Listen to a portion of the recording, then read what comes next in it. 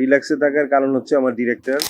না সেটা লুঙ্গির বিকে বললে এটা ক্যারেক্টারের প্রয়োজনে লুঙ্গি পড়েছে। তো এই সূত্রে বললাম ভাবিরা সবসময় ভালোই থাকে। যে 64টা জেলায় যদি 64টা বিয়ে করা যেত তার ভালো লাগতো। রিল্যাক্সে থাকার কারণ হচ্ছে আমার ডিরেক্টর।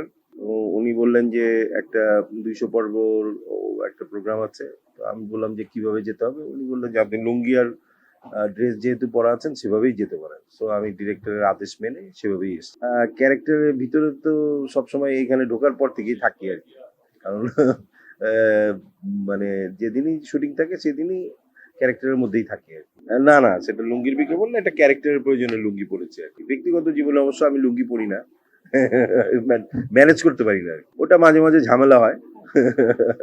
আসলে এটা আমাদের যে খুশবুর টিমটা আছে, রাইটার প্যানেল বলেন, ডিরেক্টরস প্যানেল বলেন, এবং সর্বোপরি যে চ্যানেলটাই যাচ্ছে দীপ্ত, এটার একটা লং ধারাবাহিক করার এক ধরনের তাদের যোগ্যতা আছে আর কি। তাদের এক ধরনের প্যাশন আছে। সেখান থেকে আসলে খুশবু আজকে 200 পর্ব, এবং আমি আশা করি যে শুধু 200 না, এটা আরো আরো আরো বড় জায়গায় যাবে। এটা 1000 পর্ব তারও পার হয়ে যেতে পারে। দর্শক যতদিন এটাকে পছন্দ করবে ততদিনই চলবে, কিন্তু আমার টিম আশা করি দর্শককে সেভাবেই পছন্দ করাতে পারবে। অফ স্ক্রিন কেমিস্ট্রি ভালো ভালো। আমাদের আর্টিস্টদের সাথে, ম্যাক্সিমাম আর্টিস্টদের সাথেই সম্পর্ক আমাদের ভালো। আমি যতটুকু আশা করেছিলাম তার থেকে অনেক বেশি, অনেক ভালো। ভাবিরা সবসময় ভালোই থাকে। না, যেমন আমাদের আমাদের দেশে পুরুষতান্ত্রিক সমাজ নিয়ে অনেক কথা বলা হয়, কিন্তু দেখা যায় যে পুরুষটাই আসলে ঝান্ডাটা ধরে। নারীরা বলে যে আমরা কেন করব, তাই না? কিন্তু মানে উল্টাটাও হয়। তো এই সূত্রে বললাম ভাবিরা সবসময় ভালোই থাকে।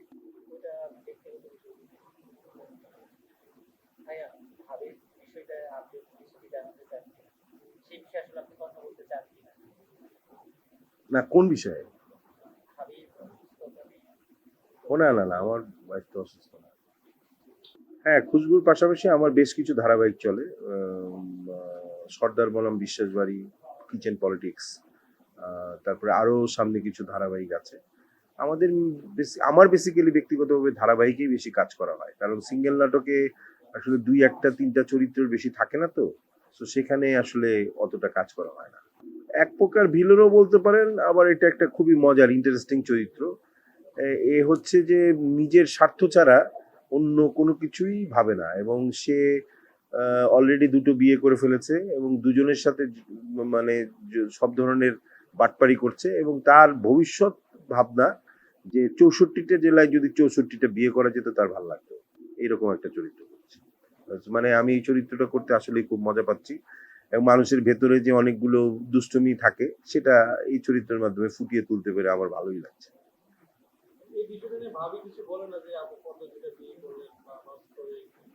না, সে বরঞ্চ বলে যে এই জায়গাটা তুমি ভালো করো না, এই জায়গাটা আরেকটু ভালো করতে পারতা।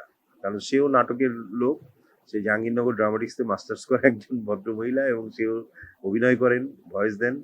তো সেই ক্ষেত্রে এদিক দিয়ে আমি খুব স্বাধীন, মানে কোনো ইন্টিমেট সিন থাকলেও বলে যে তুমি পারো না, এটা আরেকটু ভালো করলেও পারতা।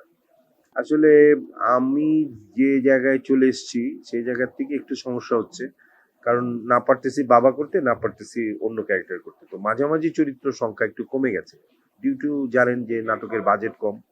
এইটা আসলে আমি এখন যে জায়গায় আছি সেখান থেকে আসলে না পারছি বাবা করতে, না পারছি অন্য ক্যারেক্টার ওভাবে পাচ্ছি। সো বাজেট টাজেট মিলিয়ে নাটকে চরিত্র একটু কম থাকে, সিঙ্গেল নাটকে একদম কম থাকে, সেই ক্ষেত্রে একটু ঝামেলা তো হচ্ছে।